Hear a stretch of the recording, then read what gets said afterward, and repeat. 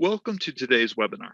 Before our presenters get started, I wanted to notify you that Syngenta, as host, will record the webinar via Zoom, and the recording will be emailed out to attendees and published on our website and social media feeds after the event. No recording by anyone else or by other means is permitted. If you'd like to ask a question, I have set the Zoom Q&A function so that you may do so privately by addressing your question to the panelists and not to everyone. If you have questions about Syngenta's data privacy practices, please see our privacy policy, which is available at syngentaflowers-us.com/privacy-policy. And now I will hand it over to our presenter. All right, good morning, everyone. While we get the presentation up and running, I'd like to welcome everybody to the latest episode of the Syngenta Know Before You Grow webinar. I'm Joey from ThinkPlants, and I'm here because today we're talking specifically about perennials. And we're going to talk about the overwintering and vernalization of perennials. And I find that very timely as Mother Nature has thrown a lot of hard winter weather at us recently. So thank you all for joining. We're really glad to have you. And with that, I am going to hand this over to Syngenta Tech Lead Mike Fischer, and he can begin the webinar. Thank you very much, Joey. I just want to say that for the next 30 minutes, we're just going to discuss, like Joey mentioned, overwintering perennials. Our goal is that by the time we're finished, we've either refreshed your memory or answered some questions that you had to successfully overwinter a perennial crop. So one question we always ask ourselves every year is, why do we overwinter perennials? Why do we put ourselves through this? One reason would be to reduce the amount of planting that needs to be performed in the spring. So this can, by getting some of the perennial planting done in the fall, we can lighten the load for planting in the spring. Another would be to have product ready for early spring sales. So crops like Saxifraga, Breccia, Phlox subulata bloom really early in the spring. So by planting them in the fall, we give them a chance to build up their base and be the correct size by the time they flower in the spring. Another would be to use multiple environments within your facility to stagger finish time so that you can have a longer sales window and be able to sell plants outside of your normal market. And lastly, there's certain crops that just require being grown through a cold period to induce flowering. So that would be known as vernalization. Next slide. So a quick review of what's required of some perennial genuses to successfully produce a flower. First is, as you're starting to schedule, is asking yourself, does this genus or species require vernalization to flower? And if it does it need to be a certain age to interpret that vernalization? And then lastly, is there a photoperiod requirement of the perennial to bloom in the spring? So that kind of is a topic for finishing, maybe another know before you grow, maybe spring, we'll see. So what is vernalization? A textbook answer is that it's an extended period cold required by the plant to induce flowering. This cold triggers a physiological change within the plant to transition it from juvenile phase to a mature flowering plant. And then there's some species like Aquilegia that need to be a certain age to be receptive to that vernalization. So this slide contains a list of perennial species that require vernalization to come into flower. It was compiled by Michigan State University in 1998. So it holds true for a lot of legacy breeding, but those species that are highlighted in green have now been bred to have that vernalization requirement removed. So it's really important to make sure you're aware of the culture that's required for the crops you're growing to make sure you're providing everything that's essential for flowering. So as I mentioned earlier, there are certain varieties, species that need to be of a certain age to be receptive to vernalization. They need to have a certain hormone level built up within the plant to interpret that cold to go to set flower. So those plants that have that requirement, if they're not of the correct age going into vernalization, they'll just remain evergreen the following year. So it's really important to make sure they're old enough, mature enough to receive vernalization. Also, if that species lacks the requirement of maturity, now that allows you to vernalize that in the plug tray. It doesn't need to bulk and get to a certain number of leaf sets before it can interpret fertilization. So you have the ability to to vernalize it in the plug tray.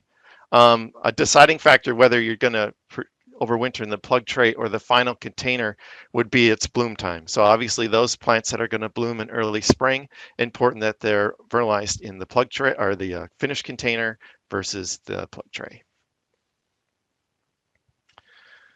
So this slide is just a quick list of some species that required juvenility be met before they become vernalized. And two of the really standouts is Aquilegia and Rudbeckia.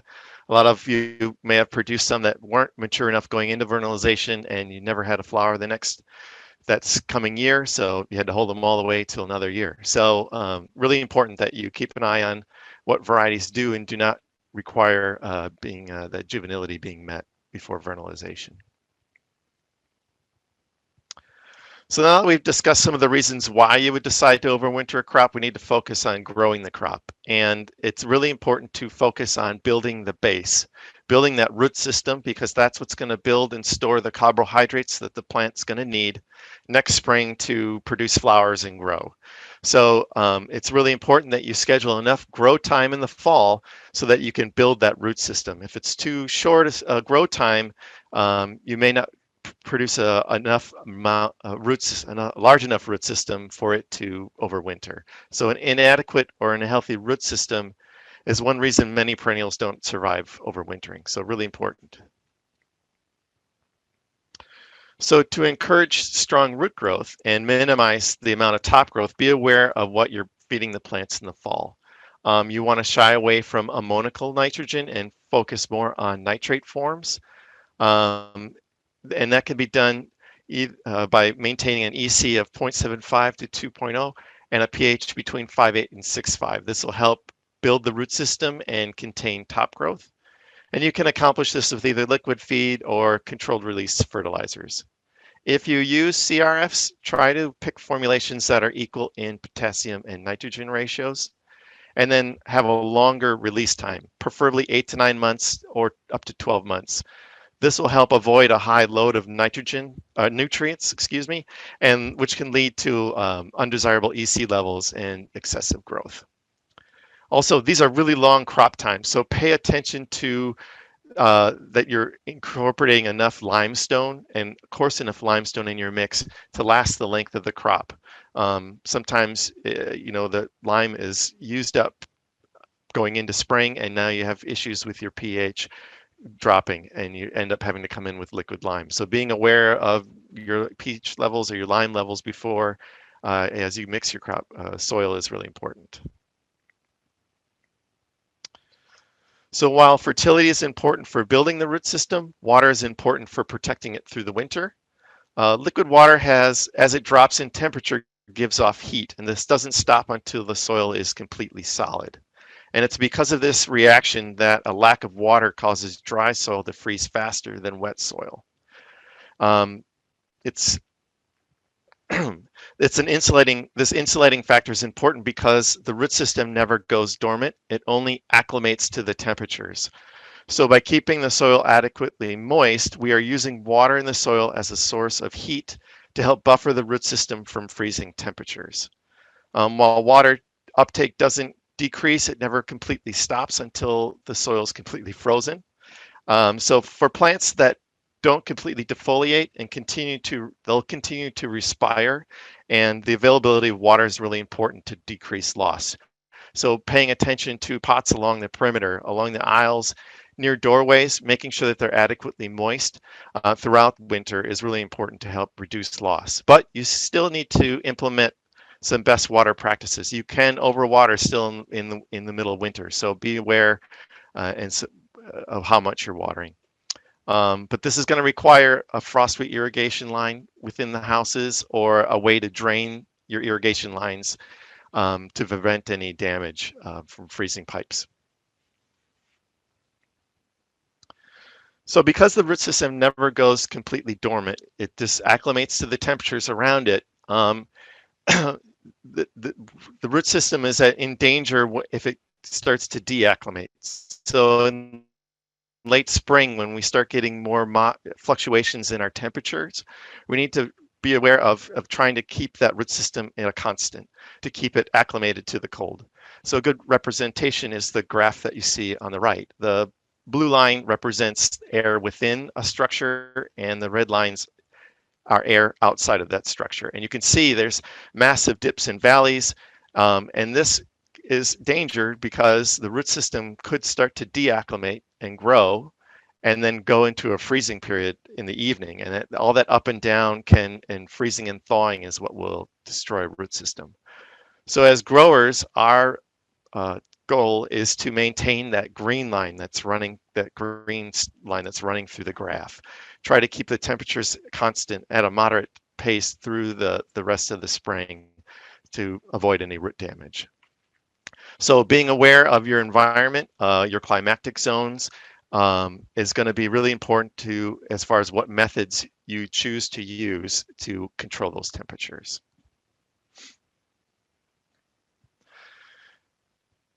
And the first one would be thermal blankets. This method I would reserve for really cold tolerant genuses. You're going to be overwintering these materials outside on the ground.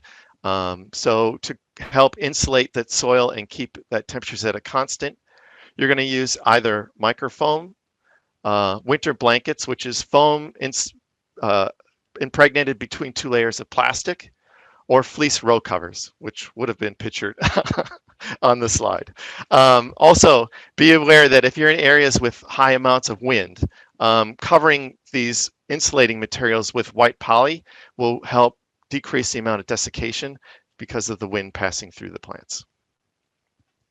Some pros to using thermal blankets is it's inexpensive. As you can see in this picture, the pots are pot tight to help give you some insulation, but other than that, there's not a whole lot of structure that's needed to overwinter outside. Using a thermal blanket, it's also really good at trapping in that moisture. So at irrigating well going in before you cover, it'll trap that in and then have that available water there for the plants all through over the overwintering. A difficulty and the issue with using thermal blankets is that they're difficult to vent. There's no way to get any fresh air in unless you start to peel that cover off. There's also a chance of more evergreen perennials, ones that don't completely defoliate, being crushed by snow or ice. So that's another issue. Also, like I mentioned, there's minimal chance for you to ventilate. So those last couple of months where temperatures peak and valley, peeking underneath, making sure that there's no new growth, and if there is, it's pulling that cover off and putting it back on at night just to make sure that you get some fresh air around that and don't increase your chance for mold or decay. Your next option would be an unheated Quonset polyhouse. This would be for forcing some early spring perennials. Maybe they don't completely defoliate, more evergreen. You're going to want to look to a Quonset hoop as your next as a good choice. Some of the materials that you'll need are metal frames, a metal framed hoop. You still may need frost cloth, even though you've got more ability to trap and insulate with all that air space. You may need to protect on nights that temperatures go below freezing. And then you're going to cover those metal structures with either single or a double layer poly. Now, in locations with a high amount of sunny days throughout the winter, Colorado, Utah, you probably want to use a white poly. This will help mitigate some of the solar radiation that's going to build up in that house and keep those temperatures more moderate. So pros for using this method would be that you've got increased protection from crushing. So you've got now a structure to shed that weight from the snow and ice, keep it off the plants, and you've got a better control for temperatures in the early spring. So you can see in this picture, you can roll up those sidewalls, get some fresh air into the house, and keep the temperatures at a constant. Some issues with using this is that it also has some higher upfront costs. You've got a structure, a poly, your footprint's a little smaller because you've got to leave space in between the hoops to manage all that snow load. So you do lose a little bit of production room. And lastly, there's increased chance for humidity buildup. One of the last methods would be a heated greenhouse with roll-up roll down or roll up sidewalls. This is more of a rigid structure. You've got to have the ability to supply heat and still may need some frost protection. Because this method I would recommend for some early spring perennials or temperate perennials, maybe producing something outside of your climactic zone. If you see on what I wanted to point out though on the picture is that this greenhouse has been engineered with a drop down sidewall. This allows the grower to bring in fresh air over the higher above the plants versus directly across the bottom if you were to use a roll up sidewall. So that this protects the plants a little bit more. The other benefit would be is that if there's a ton of snow in between these houses, you now can drop that sidewall, still get some fresh air into the greenhouse versus if it was a roll up. Some pros, you've got complete control of the environment now. You're in control of the temperatures, and this allows you to force some product outside of your normal season. Issues are that you've got some higher upfront costs, and you're going to need to irrigate more often because those temperatures are going to be a little bit warmer than they would be in an unheated hoop. They're never going to go through a freezing period. So keeping a really close eye again on pots along the edges and areas where they could dry out. So some benefits that you're going to gain from having these multiple environments at your exposure, willing is that you now can produce some products outside of their normal season and extend your growing season. So as an example, this grower in New Jersey is growing Phlox subulata in heated hoop and then outdoors. So what this gains them is the ability to force product for more southern markets and then still have product available for their own climactic zone. And then to have product available for later in the season, they can then dip into this outdoor grown material for their clients further north. So you've now extended your sales season just by using the environments at hand. So now it's time to actually put those plants to bed. It's really important that before you go to cover, you naturally allow these plants to go dormant, to allow that root system to acclimate to the temperatures. If you cover too soon, you risk those root systems not being ready to handle lower temperatures and thereby making it look as though they're not as hardy. So making sure they completely die back and are ready for cold. Prior to covering, make sure you've completely removed all the dead foliage to decrease any chances of mildew and decay. And then also making sure that you've adequately watered everything before you covered and then throughout the winter season. So those are some of the environmental conditions that you need to be aware of to have success in overwintering. I'm going to hand the presentation over now to Nancy, who's going to discuss some of the pest issues that you might encounter. So we're overwintering plants, not diseases. So it's important to note that healthy plants going into the winter, if they are healthy, you will increase your percentage of survival in the spring. The presence of soilborne diseases in the fall will definitely increase the chance of having a higher winter mortality. So it's important to take care of some of these problems before we go into dormancy. The targets are Pythium, Phytophthora, and Rhizoctonia, and it's important to apply a drench within 7 to 14 days of cutting them back for perennials and before the root zone becomes frozen.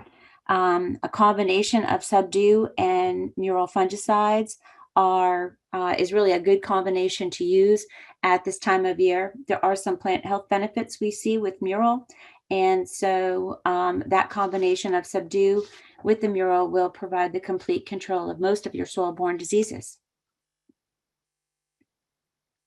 So botrytis can be active in the fall when the plants are going dormant.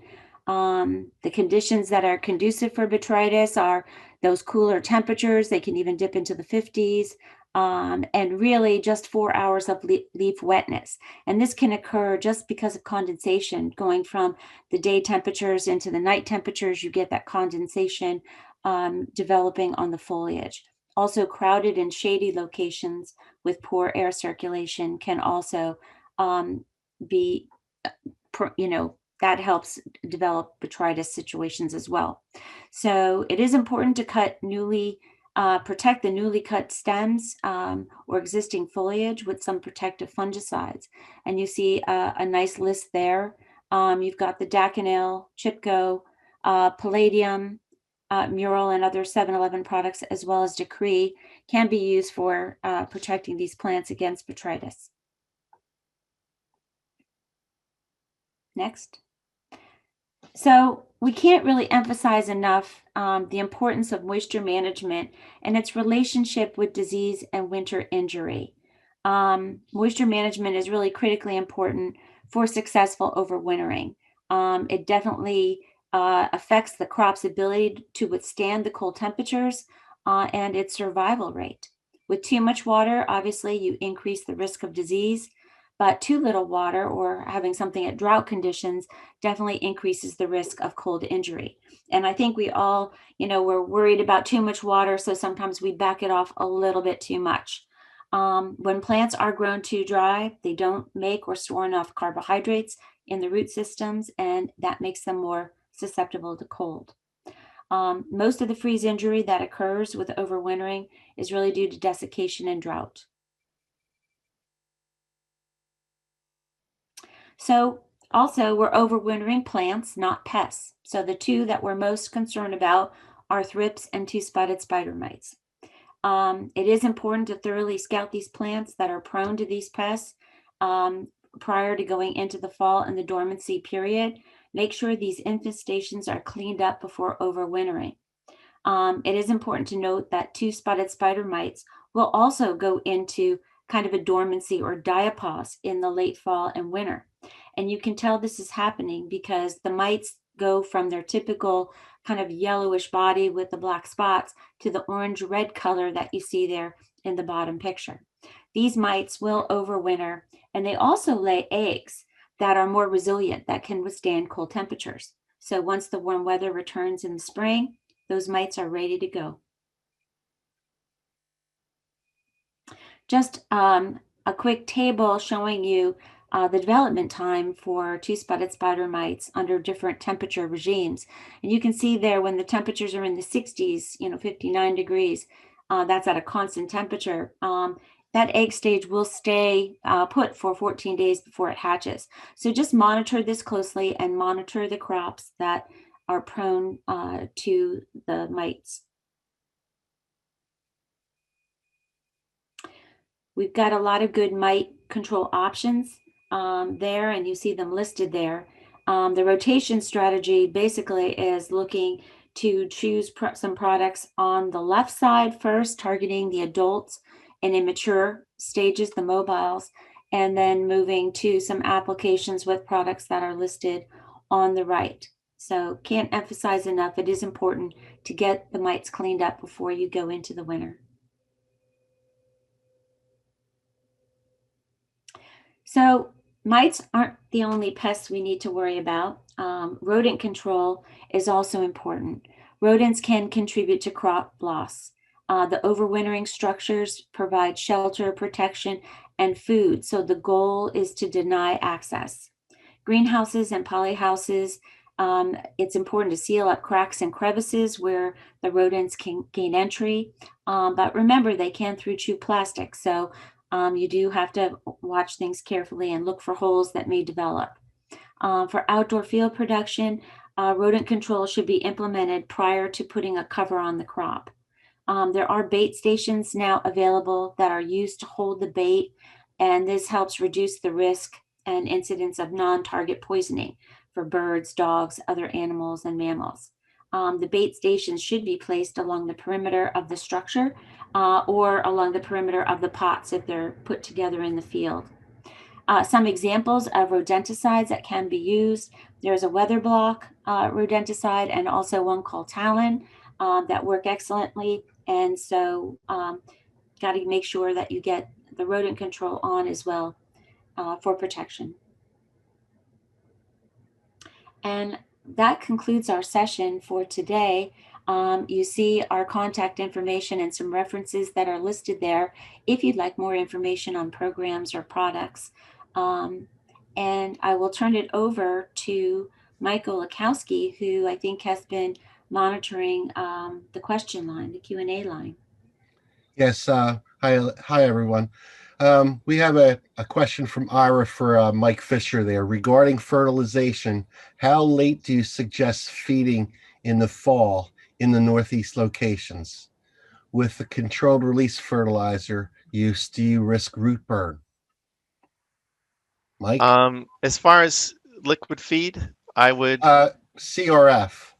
Okay. So for CRF, the plant, the temperatures will help mitigate how quickly that's released, right? The out of that CRF prill. And I think the most important thing is just making sure that when you do irrigate, that you irrigate fully, so that you don't risk building up salts in that soil. But a lot of growers are successful using that CRF, and I think there'll be minimal risk for root burn. Excuse me. Okay. Let's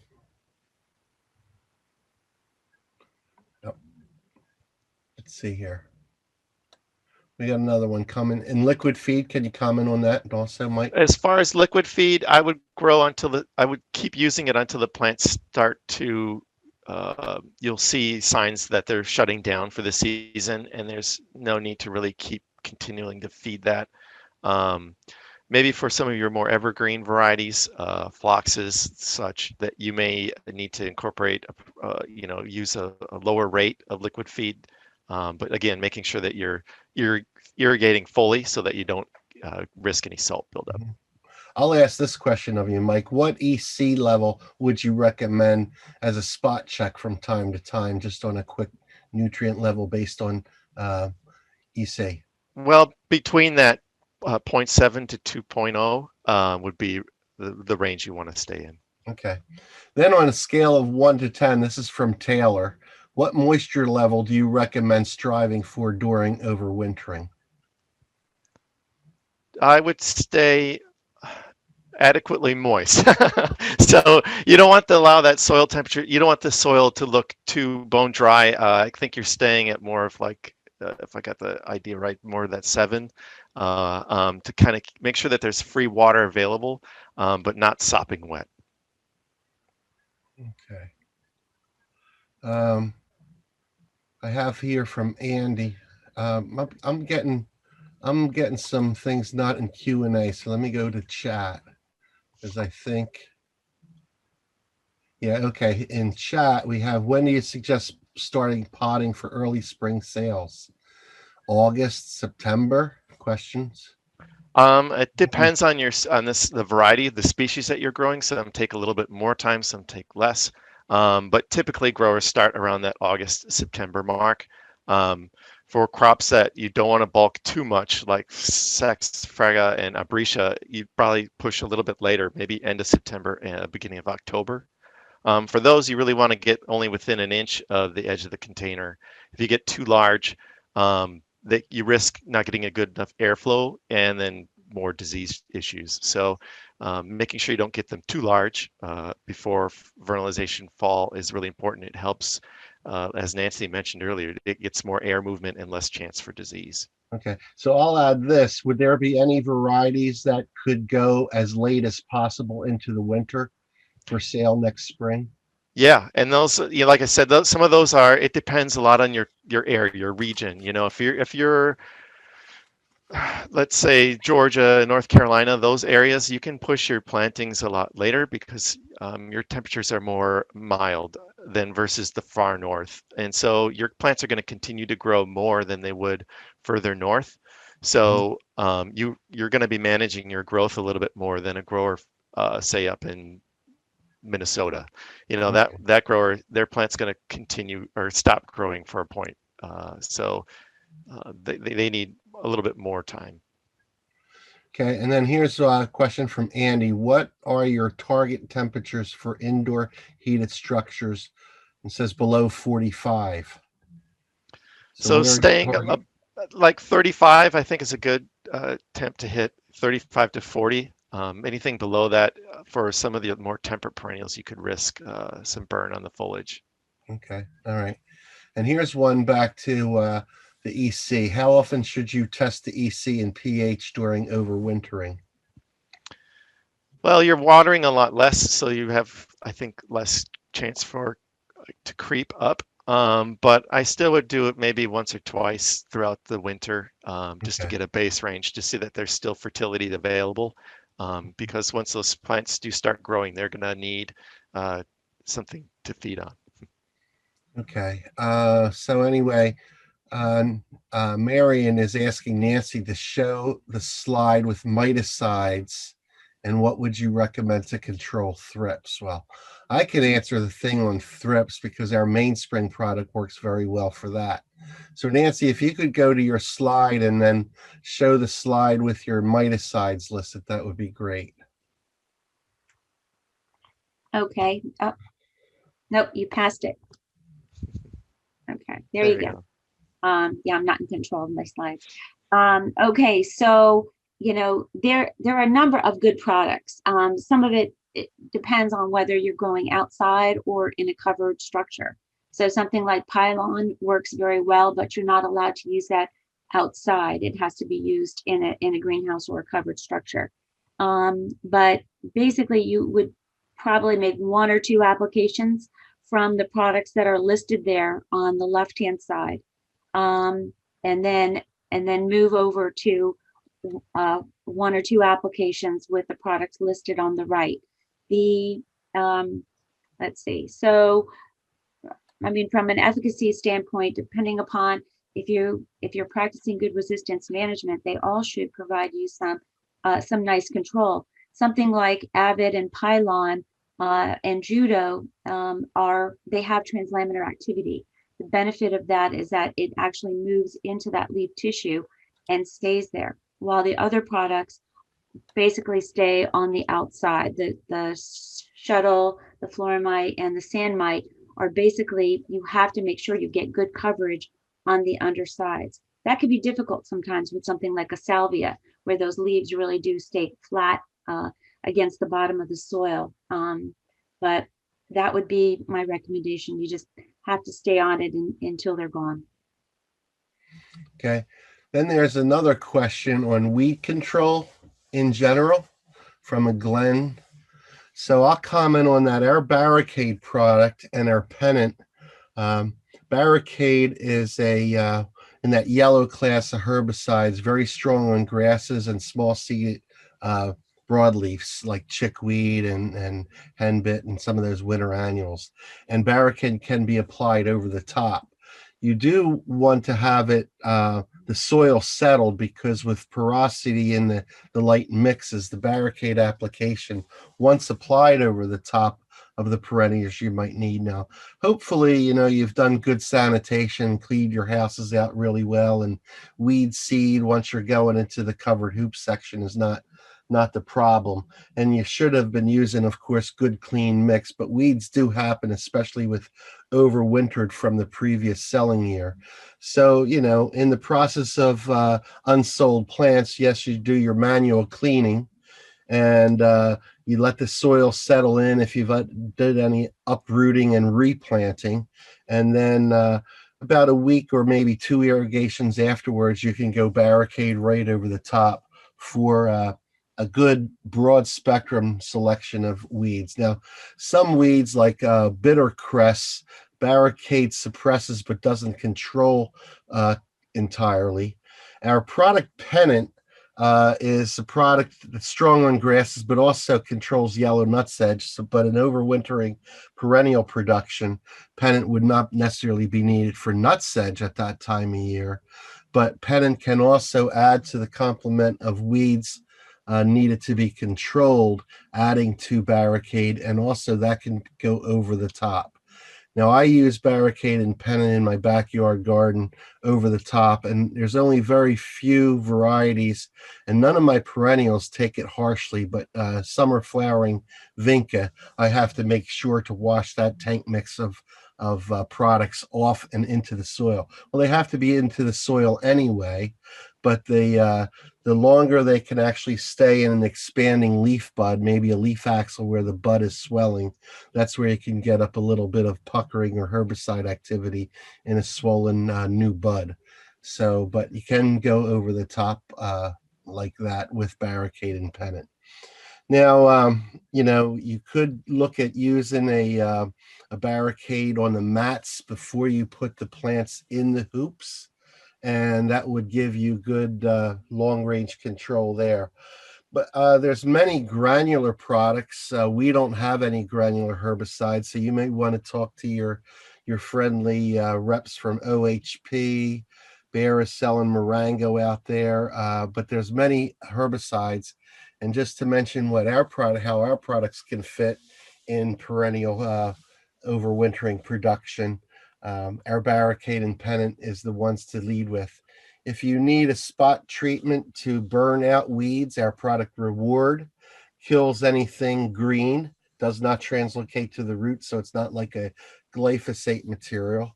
It is labeled for inside the greenhouse, so you would be able to use Reward as a spot spray treatment for any weeds that might be around the perimeter of the hoop frame or in maybe a ripped mat or something like that.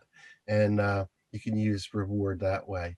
So in general, that's what we have for herbicides. Let's see if there's any experience with rice hulls or sawdust. A lot of the growers I visit use rice hulls, and but they do end up having some rodent problems from time to time. So look at our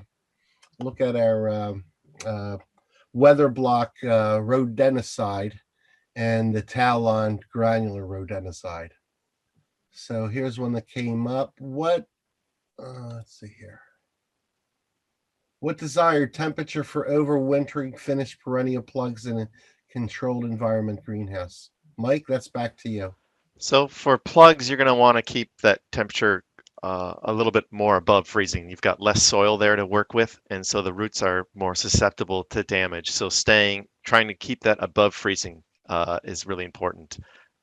Be that if you need to cover during those really cold nights to help insulate it more, whatever it takes to keep that soil temperature up just a little bit higher. Again, you don't want it to wake up. You don't want the root system to start growing, but you don't want to, have any risk of the temperatures getting too cold.